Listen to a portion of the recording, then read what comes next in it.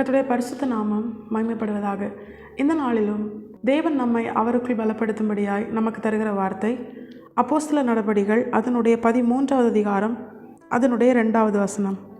அவர்கள் கர்த்தருக்கு ஆராதனை செய்து உபவாசித்து கொண்டிருக்கிற போது பர்னபாவையும் சவுலையும் நான் அழைத்த ஊழியத்துக்காக அவர்களை பிரித்து விடுங்கள் என்று பரிசுத்த ஆவியானவர் திருவுளம் பற்றினார்.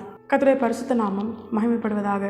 இந்த வசனத்தை கொண்டுதான் தேவன் தேவஜனங்களாகிய நம்மை இன்று அவருக்குள் பலப்படுத்துகிறார். நம்முடைய வாழ்க்கையிலும் இந்த வசனத்தில் சொல்லப்பட்ட இந்த அனுபவத்திற்காகத்தான் ஒவ்வொரு நாளும் ஜெபிக்கிறோம், ஒவ்வொரு நாளும் வேத வாசித்து தியானிக்கிறோம், கர்த்தருக்கு பிரியமாய் வாழ நாம் நம்மை அர்ப்பணிக்கிறோம். யாருடைய வாழ்க்கையில் தேவ சித்தம் பூரணப்படுகிறதோ, தேவனுடைய சித்தத்தின்படி எந்த மனுஷன் தன்னுடைய வாழ்க்கையில் நடத்தப்படுகிறானோ, பவுலை போல நல்ல போராட்டத்தை போராடினேன், ஓட்டத்தை முடித்தேன், விசுவாசத்தை காத்து கொண்டேன், இது முதல் நீதியின் கிரீடம் எனக்காக வைக்கப்பட்டிருக்கிறது அப்படிங்கிற நிச்சயம் பெற்றுக்கொள்ளும்படியாய் தேவ சித்தத்தை அறிய நாமும் ஒவ்வொரு நாளும் வாஞ்சிக்கிறோம். நம்மை குறித்த தேவ சித்தம், நம்முடைய எதிர்காலத்தை குறித்த தேவ சித்தம், நாம் என்ன செய்ய வேண்டும் என்று தேவன் எதிர்பார்க்கிறார் என்பதை அறிந்து கொள்ளும்படியாகத்தான் தேவஜனங்களாகிய நாம் ஒவ்வொரு நாளும் பிரயாசப்படுகிறோம். இந்த வசனம் நமக்கு தெளிவாய் காண்பித்து தருகிறது. தேவ சித்தத்தை பரிசுத்த ஆவியானவர் இங்கே வெளிப்படுத்துகிறார். பவுலை குறித்தும் பர்னபாவை குறித்தும் பிதாவாகிய தேவன் வைத்திருக்கிற சித்தத்தை பிதாவாகிய தேவனுடைய பரிசுத்த ஆவியானவர் அதை அவர்களுக்கு தெரியப்படுத்துகிறார். நம்முடைய வாழ்க்கையிலும் நிச்சயமாய் நமக்கும் நம்மை குறித்து பிதாவாகிய தேவன் வைத்திருக்கிற சித்தம், நாம் என்ன செய்ய வேண்டும், நம்முடைய எதிர்காலம் தேவ நாம மகிமைப்படும்படியாய் அது எப்படி இருக்க வேண்டும் என்று தேவன் வைத்திருக்கிற சித்தத்தை நாம் செய்யும்படியாய் அதை நமக்கும் அறிவிக்க பிதாவாகிய தேவனுடைய ஆவியானவர் பரிசுத்த ஆவியானவர் ஆயத்தமாயிருக்கிறார். பவுலுக்கும் பர்னபாவுக்கும் தேவன் அறிவித்தாரேயானால் நமக்கும் நிச்சயமாய் அவர் அறிவிப்பார். அப்படி இல்லைன்னா அந்த காரியத்தை தேவன் நமக்கு எழுதி கொடுத்திருக்க மாட்டார். ஒரு காரியத்தை வேதத்தில் நமக்கு தேவன் எழுதி கொடுத்திருக்கிறாரே ஆனால் அதை நம்முடைய வாழ்க்கையிலும் அவர் செய்ய ஆயத்தமாயிருக்கிறார். நாம் நம்மை அர்ப்பணிக்க வேண்டும். அவர்கள் தங்களை அர்ப்பணித்ததின் அடையாளமாக அவர்கள் வெளிப்படுத்தின கிரியைகள் என்ன, அதை நாமும் நம்முடைய வாழ்க்கையில் வெளிப்படுத்தினோமேயானால் நம்மை குறித்து பிதா வைத்திருக்கிற சித்தத்தையும் நிச்சயமாய் பரிசுத்த ஆவியானவர் நம்முடைய வாழ்க்கையில் நமக்கும் தெரியப்படுத்துவார். தேவன் விரும்புகிற அந்த சுபாவம் என்ன தெரியுமா? இந்த வசனத்தின் துவக்கத்தில் நீங்கள் பார்த்தீங்கன்னா, அவர்கள் கர்த்தருக்கு ஆராதனை செய்து உபவாசித்து கொண்டிருக்கிற போது. கர்த்தருடைய பரிசுத்த நாமம் மகிமைப்படுவதாக.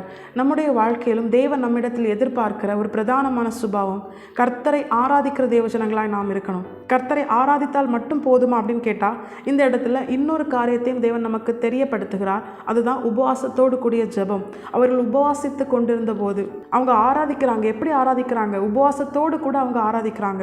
நம்முடைய வாழ்க்கையிலும் இந்த கடைசி நாட்களிலே தேவ ஜனங்கள் தேவன் தங்களுக்கென வைத்திருக்கிற திட்டத்தை, தேவன் தங்களுடைய வாழ்க்கையில் வைத்திருக்கிற சித்தத்தை அறிந்து கொள்வது மிக அவசியம்.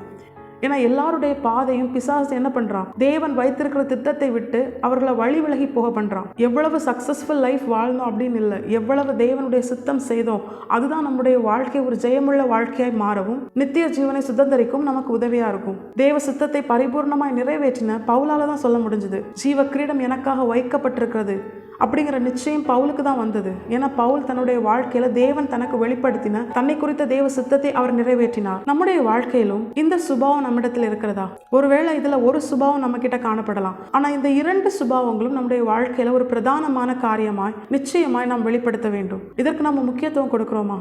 இன்னைக்கு ஆண்டவர் நம்மை குறித்து வைத்திருக்கிற திட்டத்தை அறிந்து கொள்ள என்னெல்லாமோ செய்கிறோம். கர்த்தரை ஆராதிக்கிற ஒரு கூட்ட ஜனம் இருக்கிறாங்க, ஆனால் அவங்க உபவாசிக்கிறாங்களா அப்படின்னு கேட்டால் நிச்சயமா இல்லை. உபவாசத்தை ஜபிக்கிற ஜனங்கள் இருக்கிறாங்க, ஆனால் அவங்க கர்த்தரை ஆராதிக்கிறாங்களான்னு கேட்டால் நிச்சயமா இல்லை. ஆண்டவர் சொல்றாரு, இந்த 2 அனுபவங்களும் தனித்தனியாய் அல்ல, இந்த 2 அனுபவங்களும் தேவ பிள்ளைகளுடைய வாழ்க்கையில பிரதானமாய் வெளிப்பட வேண்டும். கர்த்தரை ஆராதிக்கிற தேவ ஜனங்களா இருக்கணும். வேதம் நமக்கு தெளிவாய் காண்பித்து தருகிறது. ஆவியோடும் உண்மையோடும் கர்த்தரை ஆராதிக்க வேண்டுமா? உபவாசம் எப்படி இருக்க வேண்டும் என்று ஏசாயா தீர்க்கதரிசியை கொண்டு தேவன் நமக்கு தெளிவாய் காண்பித்து கொடுக்கிறார்.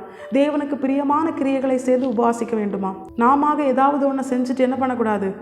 உபவாசிக்கிறோன்னு சொல்லி நம்ம அப்படிப்பட்ட உபவாசத்தை தேவன் அங்கீகரிக்க மாட்டார். தேவனுக்கு பிரியமில்லாத கிரியைகளை வெளிப்படுத்தி விட்டு உபவாசித்தால் அந்த உபவாசம் கர்த்தருடைய பார்வைக்கு அருவருப்பாக இருக்கும். நாம் நம்மை பரிசுத்தமாய் வாழ அர்ப்பணித்து மாயக்காரரை போல நாம் உபவாசிக்கிறதை மற்றவங்களுக்கு காண்பிக்கணும் அப்படின்னு அர்த்தம் இல்லை. அந்த ரங்கத்தில் பார்க்கிற பிதா ஒருவர் தவிர வேறு ஒருவரும் அறியாதபடிக்கு தேவ சமூகத்தில் உபவாசித்து கர்த்தரை ஆராதிக்கிற தேவஜனங்களா நாம் நம்முடைய வாழ்க்கையில் இருக்கணும். இதுதான் கர்த்தர் நம்மிடத்தில் எதிர்பார்க்கிற பிரதானமான சுபாவம். நம்முடைய வாழ்க்கையிலும் இந்த நாளிலும் கர்த்தர் நம்மை குறித்து வைத்திருக்கிற தம்முடைய திட்டத்தை பரிசுத்த ஆவியானவரை கொண்டு நமக்கு வெளிப்படுத்த அவர் ஆயத்தமாயிருக்கிறார். நாமும் அதை அறிந்து கொள்ளும்படியாய் பவுலை போல பர்னபாவை போல உபவாசத்தோடு கர்த்தரை ஆவியோடும் உண்மையோடும் ஆராதிக்கிற தேவஜனங்களாய் நாம் நம்முடைய வாழ்க்கையில் வாழ நம்மை கர்த்தருடைய பாதத்திலே முழுமையாய் அர்ப்பணிப்போம். நிச்சயமாய் கர்த்தர் நம்மை குறித்து வைத்திருக்கிற திட்டத்தை நமக்கு பரிசுத்த ஆவியானவரை கொண்டு வெளிப்படுத்துவது அதிக நிச்சயம். கர்த்தர் தாமே இந்த வசனத்தை கேட்ட நம் அனைவரையும் ஆசீர்வதித்து வழிநடத்துவாராக.